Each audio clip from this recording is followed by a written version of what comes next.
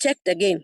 So if they get they have left a small part with you, they now cut it off, then smear you with some herbal thing, which is sticky. They smear the whole of that part. Then they make sure that you are closed up. Your legs are tightened together. So I was like looking at how horrific this thing is. Then after some time, you meet some girls who tell you that they have difficulty passing their periods. And then you just like start wondering what is wrong with these people. Then after some time, when I grew up, I knew like, no, my girls will not undergo this thing because I've watched a lot of my friends going through difficulties. Then we start an organization and we say, okay, we will fight for the rights of the Rendile. Rendile is a small community.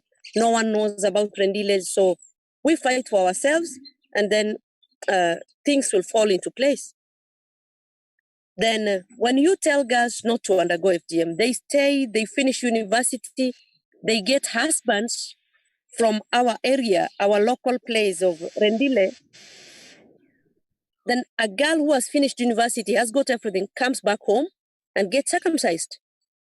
And that is where you get, like, you lose everything. All the girls, like, the smaller ones will tell you, okay, what is the meaning of us going up to the university and coming back home and cut when we are 19, when we are 21?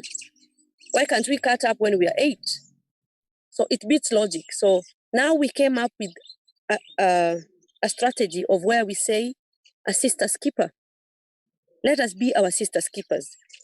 Although in Rendile, this thing is, I don't think it's even 99. I think it's just 100. All the girls undergo. Very few, countable. Because it's a small community, so we know who and who have not undergone. The people who have not undergone FGM don't even get husbands from the Rendile community. You will not get married. Even to boys who have gone to school, they won't marry you. You'll just stay like that. You'll have to look for husband somewhere else. So it's a very big stigma, which is taking us like back, because girls will maybe fall in love with a Rendile man, and this Rendile man will not marry you because there are some cultural practices which need you to go through FGM so that you'll be accepted in this community. When you tell people about the constitution, about the millennium, about the sustainable development goals, nobody understands them. They tell, okay, it does not benefit me. It benefits the other universe. So we ran about trying to educate our people, because mostly this community is a very illiterate community. The level of education is very low. So the people who have gone to school keep in Nairobi. They stay in Nairobi, forget everything about this community. So the few of us who come back home, we try to enlighten these people. And you don't also want to put yourself into the harm's way and tell them that, I'm not circumcised, so don't let girls get circumcised, because a lot of things will happen. So you're just there. Let us not practice this thing. Let us give girls some time. Let them not get cut. We bring videos and we show them. When you show them these things, ladies come out to you later on and tell you, I've got this problem, like fistulas. We have a lot of fistula. Women who have had fistula due to giving birth, and they just like, they connect both the orifices. Now, it beats logic when you try and talk to people who their culture is everything. Their culture is more superior than anything. When we say that they'll be taken to jail, they'll be arrested, they don't fear that. They say, okay, there's food there. Let us go there. Take the whole community, because you're not going to stop.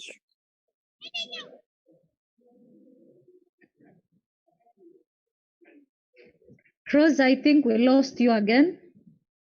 We're trying to change. Okay, we just tell them, don't get circumcised at this age. Don't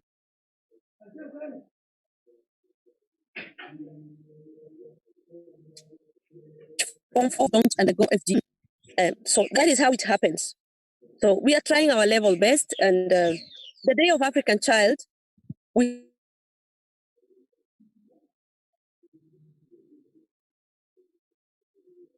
justice for we try to to teach our small girls to fight for their rights, to stand up for themselves.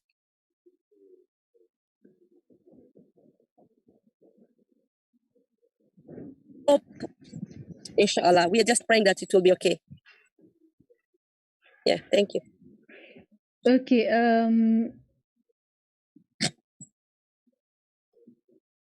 Now I go back to Elizabeth because I can't see Kaltuma. I don't know where she went to. Okay. Elizabeth, kindly tell us. Our president committed to end FGM by 2022. And in your community, tell us what is the prevalence currently? What is the prevalence of Samburu community in terms of FGM?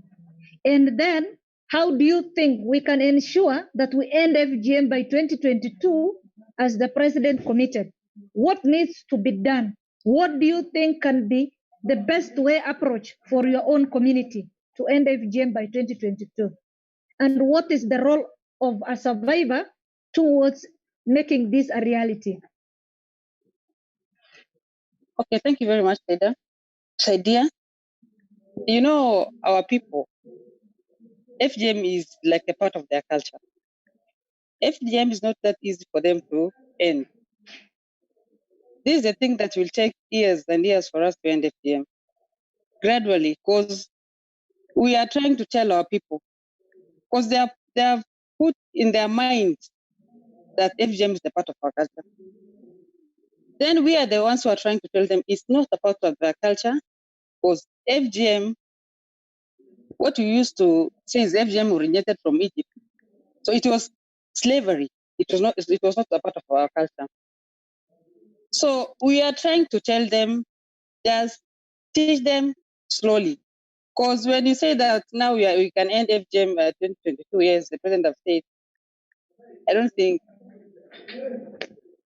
that will really work, because FGM, as the prevalence now here in Samburu, I think is still 80 or even 88. The graph has just come gradually, but FGM is still being done. But what I'm happy with is the school girls. The girls who are going to school, the girls who have got education, they have known about this, they have read in books. We have told them, we have taken them to workshops, we have shown them the videos, we have the models, that we have shown them different types of FGM, how they different communities undergo, the effects, the cysts, we have formation of keloids, you see, fistula, obstructed labor, deaths that bring it. They also bring deaths both to the women and the child. So what we do as champions, we will just come together. Then we talk to our community. It's good for us to use a do not harm approach to our community, because when we use force, it can create a horrible thing in the community. So it's good for us to talk to our people, as we have champions, we have role models. So that's the way that we can approach not harm approach. That's what I'm just trying to say. We must have to use not harm approach to our people for us to end FGM. Yeah. Okay, Caroline, can you unmute yourself and we try again if you can talk? Just unmute yourself. Okay. Can you speak? Try. Oh, the sound is still not working and I don't know why. Can you hear me? Then why can't I hear you back? What can be the problem? Say something. Not yet. Okay, I will ask Jennifer to clear up the sound issues with you so that as we continue, because of time, we are already okay. I will tell Jennifer to at least check up on you. So I go back to Rose. And Rose, kindly tell us, what do you think can be done? Because as you spoke earlier, you were talking about the Rendile community, like practicing almost 100%. Yes. Very few can be counted that has not What undergone do you FGM, and the stigma is very high of being not cut. So what do you think can be done within the Rendile community for them to end FGM by 2022? Because our president committed that FGM must end by 2022. Do you think Yes. we should, what best approach can work for your community? The best approach is just to get girls educated. The first thing is what we are doing right now is we are organizing girls camp, and because of this pandemic, it was not possible this time round. It was not possible. Actually, the past holiday, which was to be in April, it was not possible because of the pandemic. So we did not have the camp. We usually have a camp whereby we take our girls to get their minds out of that, because this thing is done during the holidays for the girls. When the schools close, the parents, they take that advantage, cut girls up, and they take them to forests, that is small settlements outside the town. So this thing is what we usually do is the camps. Right now, what we are trying to do is we are trying to bring role models out. We are trying to bring these girls who have not circumcised, because the girls who are not circumcised are in very nice positions in the government. They have very nice, they work in very nice places. So they can come and show these girls that, I'm not dead, I'm still working. Some of them are married and they have children, so they can come out. That's what we are doing right now. We are trying to follow them up and telling them, come up and just be a role model to these girls. Let them know that when you're not circumcised, you can still have a life. You can still have a very nice job. You can get employed. You can get a husband, and you can still have children. Because there is a myth in my community which says that if you're not circumcised, you cannot bear children. Your children will keep on dying. You give birth to firstborn. When you give birth to secondborn, the firstborn dies. So people are afraid. Even the small girls are afraid of these things because they are being told by their parents. And when the parents tell them this, the children take it to be the gospel truth. So we usually try to do dialogues with the community. We go to the parents. We go to the manyatas, because Rendile live in manyatas. So we go to the manyatas. We talk to the parents. This is not right. Don't tell girls this is it. So we tell the children when their parents are listening that this is wrong. We give them an example of a community like the Merus, which are almost near us here in the county, the border has. So we tell them, okay, look at the Meru people. Most of them don't circumcise girls, and they have children. None of them have their children die. Death is inevitable. Everybody dies. So when a circumcised child dies, they just die because people die. But it's not necessarily that all children who are born by uncircumcised women die. So we give them facts. We bring facts. We know that it was a directive by our president that FGM should end in 2022. By 2022, it should be over. What we have realized is that this thing cannot be achieved. It cannot be achieved in some communities. Because right now in Rendile community, I'm telling you, if it is not 100%, it is 99.9. So bringing that percentage down it will be very, it's something which is, it's a dream. I don't know how you'll put it. Okay, So Rose. we will sorry. lower the. Rose. Yes. Sorry, I don't want to cut you short. Now I want you to tell me, because you have insisted that it's not achievable. It cannot be achieved by 2022. Yes. What do you think is the underlying issue for your community not to be able to end FGM by 2022? Why do you think it's not possible? It is the culture. We need to talk to the men. There is this elders which are called the Naabo, the elders of the community. They are the ones, the custodians of the culture. And they are the ones who says that the girl will not enter into the manyata if she is not cut. So they are the ones who should be, their mentality should be changed. And these people can only be changed if these men are picked from every village in the Rendile community and taken somewhere and shown these things. We take very few of them, and these are not the Naabo as such, because the Naabo men are, I don't know how you see the Meru, the ones we call the these Marian, that is how the Naabo men are.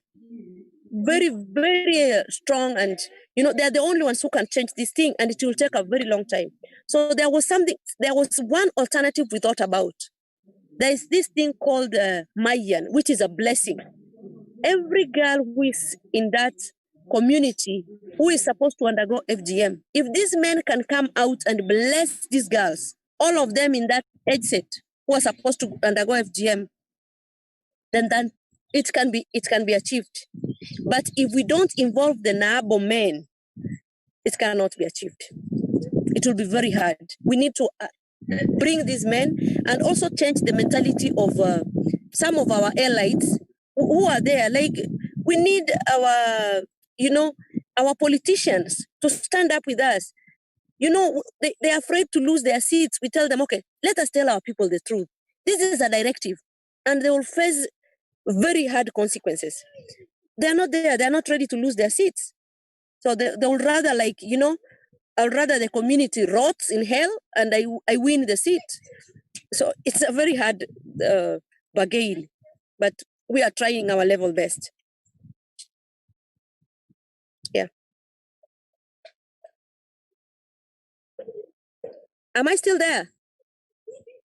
Hello? Gone.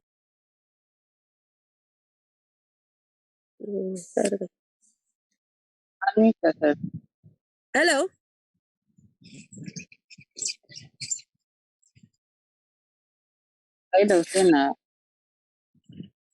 Misha.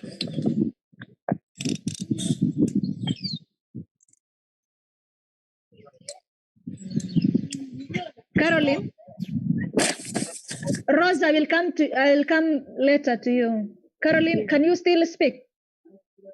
Can you say something? Yeah.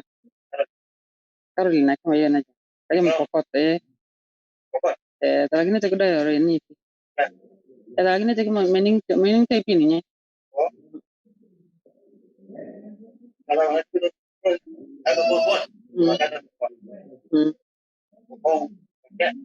Wanashinda kuuliza maswali. Okay, now I'm going back to Elizabeth. Elizabeth, we are almost coming to the end of the show, almost, because we lost Caroline. So now I want you to tell me, what do you think can be done within your community that will help us at least end FGM, if not by 2022, because you have insisted? What do you think, why do you think it's impossible for you to end FGM by 2022? And also tell us what can be done so that it can be achievable.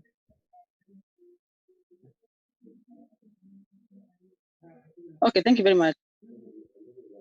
What we really need is the support. We really need the support from all organizations, also from the county government. We need their support. National government, for us to go around and talk to our people to end FGM. The way they used to go around and do the polio injections, you see, and do we have those polio injections. They used to go around, they say beyond zero.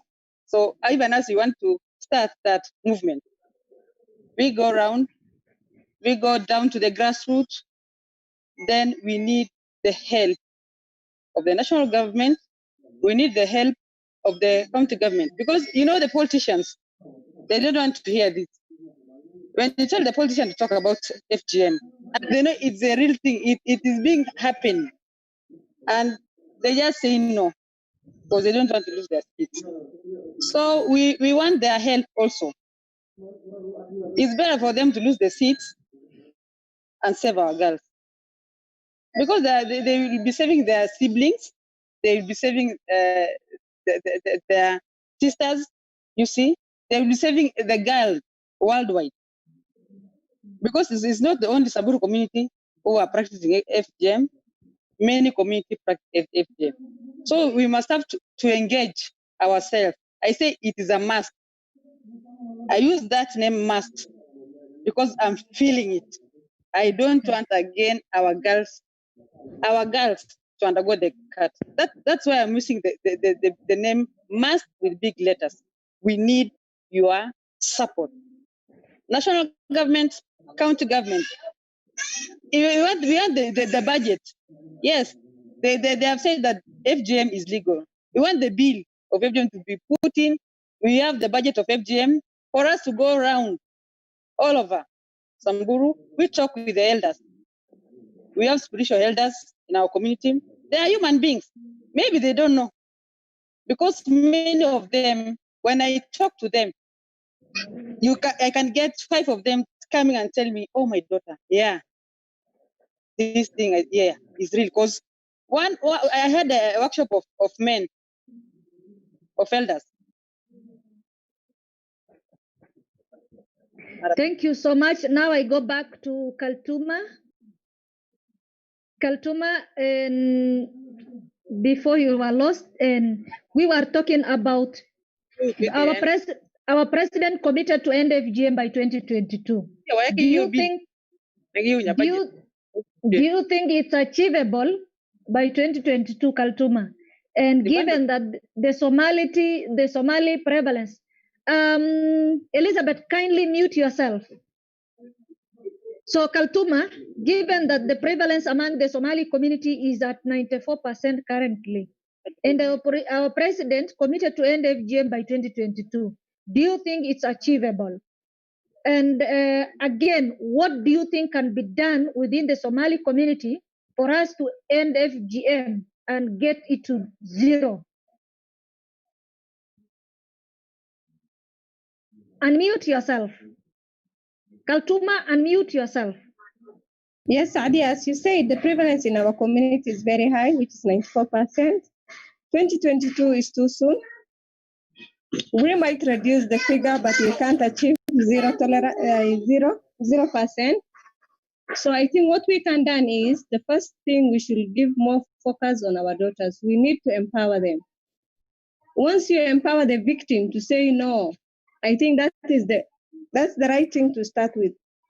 It seems that most of the those who are fighting against FGM are addressing the wrong audience. We are giving more concentration to the elders. We are giving more concentration to the practitioners.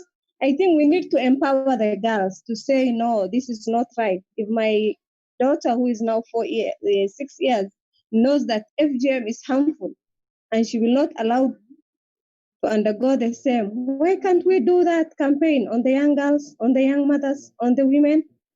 There is a time we were having a community workshop at the Dadaab when we were doing our health campaign on anti-FGM program, and the men told us, you guys, you are addressing the wrong people. We are not the people who undergo the cut. We are not the people who practice the cut. And the mothers are mainly those who expose their daughter to these practices. And as a Somali, being brought up in a Somali community, I can say most of our men are not that much pro FGM. It's the women who are holding this thing very hard. So I think we need to change our audience now and focus first thing on girls' empowerment. Let girls know their right. Let girls know this thing is outdated. Let girls know that this is an anti-religious practices. And let our mothers understand and protect their daughters from this practice. That's one. Second, we need this constitution to be practical. It's just a piece of paper that is existing, but the girls are being cut on a broad daylight and nothing is happening. What are our local administration doing? What are our chiefs doing? What are our teachers doing? What are our faith leaders doing? What are our medical practitioners doing? We need to engage them, let them implement, and this constitution become practical and not just a piece of paper on the shelves. The third thing, we need to engage our faith leaders. Somali communities have one big problem. They cannot differentiate whether FGM is cultural or whether it's religious. So let's put more resources and more focus on our faith leaders to give direction to our community. Let them give us the direction. Let them lead us. Let them show us that this is anti-Islam. Let them show the people the right thing. So I think we need to give more focus on women and girls, even for future engagement. Let the policymakers engage, even including FGM in the education curriculum, so that our children in school can be taught that this is unharmful practices, so that our young boys can know that this is not a requirement in the religion and in the culture. I think we need a lot to be done, but for now, 2022 is too soon. Still, the curve has changed. People are not that much practicing as before, but still we have a long way to go. Yes. Thank you so much, Kaltuma. Now I want to read for you some of the comments that we had for today, some of the suggestions that you are given, that you have been giving out, so that at least this is the last round I will give to each one of you, so that at least if there is something left out, you can add. And keep in mind, we are now almost past the time, so kindly make it brief. Now start thinking about what you have forgotten to say so that you can be able to add. So point number one, and I got it very well, that we need to engage mothers and girls. And for the girls, we need to empower them so that they can protect themselves. For the mothers, we need to engage them so that at least they can protect their own daughters from the cut. And also implementation of the Constitution. That the Constitution and the Act, the Female Prohibition of Female Genital Mutilation Act, should be implemented by all stakeholders. And we need to have now the local administration taking the lead to make sure that there are prosecutions going on, so that FGM does not happen during the broad daylight, but there are also arrests being done. Another issue that you have highlighted is support, especially by Elizabeth. She insisted on supporting so that we can have budget to move down and talk to the community. Thirdly, I heard, especially from Rose, she's suggesting we talk to the NABO. Those are the traditional leaders. And I hope that applies even to the Samburu community as well, that we also need to engage the traditional leaders for them to be able to add their voice and end this harmful culture. You also talked about engaging our political leaders. Since they are now the legislators, let them also add their voice and say something about female genital mutilation without thinking about losing their votes. Another third issue is about the medical practitioners. Let them not keep silent and also speak about the health effects of female genital mutilation. The other issue you spoke about is now in making sure that there is full grassroots involvement where FGM happens. And the other thing you talked about is how do we ensure that the uncut girls can have the confidence to say, I'm not cut, without fearing the stigma. Another issue you talked about is for now the survivors also. And as Kaltuma said before, that survivors feel they cannot share their story because of now fearing another stigma. So now we have two challenges. And you will tell me, the last opportunity I will give you, you will tell me. If you are a survivor, you are fearing, you cannot expose yourself because of what you went through. And you don't want to share your stories. So how do you think we can end FGM? If you are uncut, you don't want again to feel proud because And at the end of the day, you are within the community and you feel like they will stigmatize you. Which way should we go? And those are the few points that I've gathered from your conversations. I will give you the last round if you still want to add something. And I'm very sorry for Caroline Chayech from West Pokot. She was unable to be heard. So maybe next time I will reconsider her, making sure that she can be out, she can be heard, inshallah. So I start with you, Elizabeth. Tell me, what is that one thing that you want to say or to add with your comments, or maybe something else that you want to add? Okay, something else I want to add, I forgot, is about our warriors. You know, the warriors are the youth. They're the ones who marry these girls. So I've got several workshops with them. So they're the ones to decide again and say, we will marry and cut girls. So even them, when they decide that we will not marry, we will marry and cut girls, that will really make sense. Another thing is the cutters, the women who exercise or cut the girls. You know, they used to cut the girls because they get their food or their living, because they are being given the money, they're being paid, they're being given sugar, 1 kg sugar. Then they are being given, there is when they slaughter a goat, they are being, there's a part of meat they're being given. So what income generating activities or other maendeleos they will do for them for their living, for them to leave the cat? Thank you so much. Thank you so much. And one last thing I will ask you, as a survivor, what do you think other survivors can do for us to achieve end of FGM? What I'll tell other survivors, yes, you have engaged yourself. You have stand strong to say that I'm fighting for the right. I'm fighting for our girls. You want to end FGM. Stand tall. Don't be afraid. Just talk about it.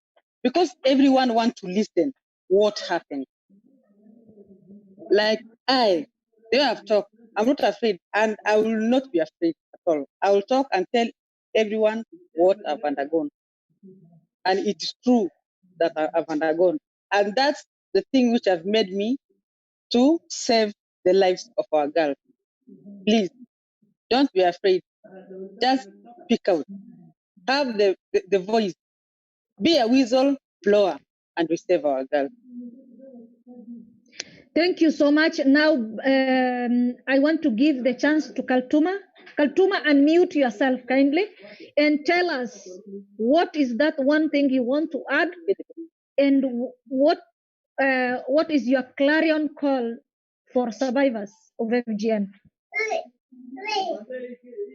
I want to call upon every mother to take the responsibility to protect her daughter. Don't allow your daughter to undergo what you have undergone. So please be good custodian and good parents to your child for protecting them from these harmful cultural practices. To the survivors, please save the rest of the community not to undergo what you have undergone through.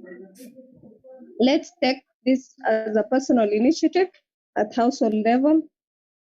I think along every long journey starts with one step.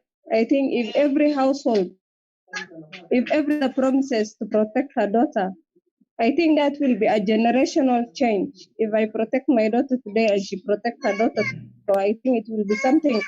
I think FGM will be something of the past tense, but although it will take a long, long time. So even those who are fighting against FGM, you need to be persistent, and we need to have the courage to continue with this long journey. Changing a cultural belief or attitude is not something that is easy. It needs patience and perseverance, and it needs a lot of hope. So let's continue with the teamwork and encourage the rest of our women to come on board and protect their children against these harmful cultural practices. And let's empower our girls through education. Thank you. Thank you so much. Thank you so much. Kindly mute yourself again. And now back to Rose. Rose, what is that one thing that you think you would have said? And what is the clarion call for your community to be able to end FGM? One thing we have forgotten is the women who circumcise. This is a work for them usually. So what will we give them if we stop this thing? So there is something which can be done. These women can be reformed. They can be reformed, and then after reforming them, they are helped to start some small kind of business, an income generating activity whereby they'll be getting something out of it every time. And then also these girls, some of them get circumcised because the boys tell them, okay, I'll pay your school fees so that you'll become my wife. So that one ties them somewhere. So this boy wants her to be circumcised at the end of the day. So if this girl can get school fees, if these girls can be helped to get education, because the community is, the Rendile community is a poor community, and if these girls can be given a promise incentive whereby they finish school without getting circumcised, they will be paid school fees, and it will be okay. So something else is if funding can be channeled to like trying to eliminate this thing, and then people are really championed and told, okay, do this, fight for this thing can end. But 2022 is very near, but it can be achieved, at least some percentage. You know, when you go a few steps, that is some achievement instead of having none. Something else is there is this alarming rate of teenage pregnancies right now, which is attributed to FGM in my community, because if a girl is circumcised, then she's allowed to have sex in my community, because now you are a woman. That's what they tell you. When they cut you up, they tell you, okay, now you are a woman, you are an adult. An 8-year-old girl is cut up. She's told you are an adult. What do you expect of her? She goes do the usual thing. And then these girls are pregnant. Right now, there is an alarming rate of girls who are pregnant because of this pandemic, the lockdown. The girls are getting pregnant. So FGM has its own negative things.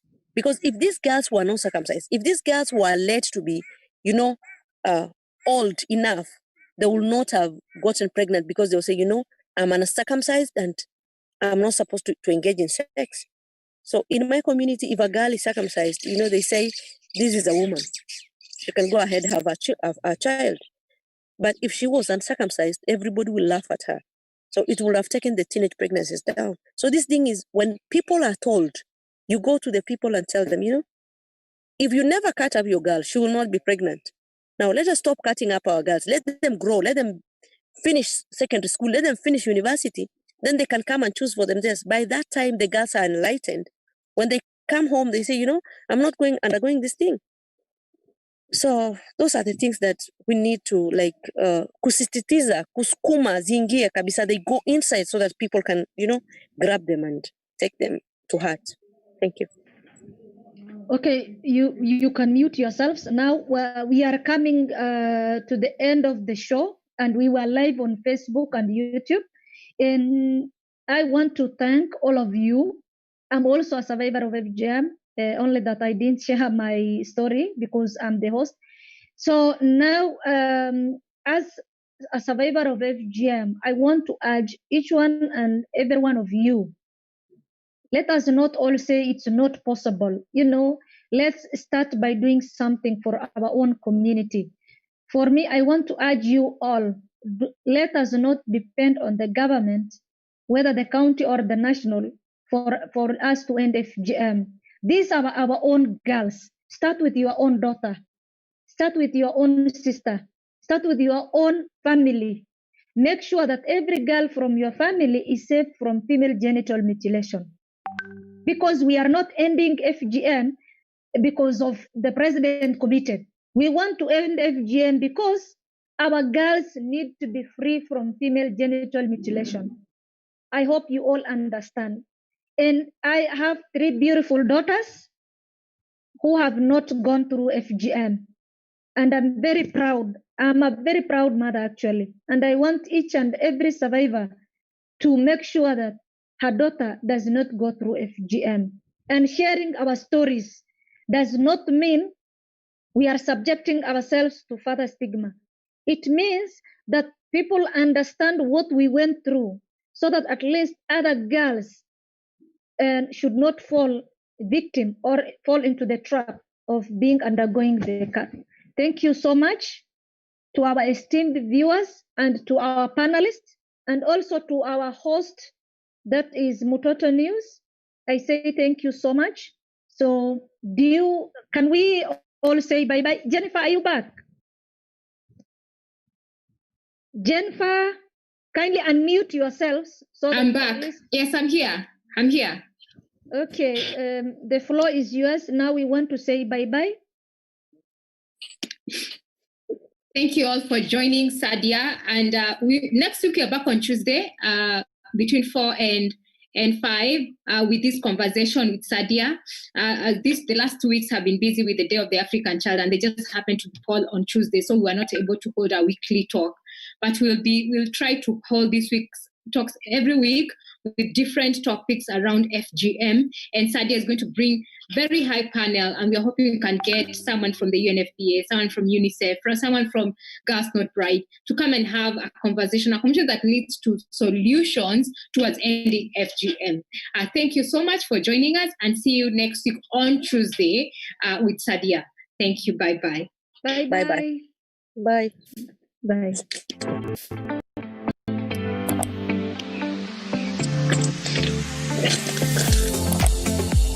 Thank you guys for joining in.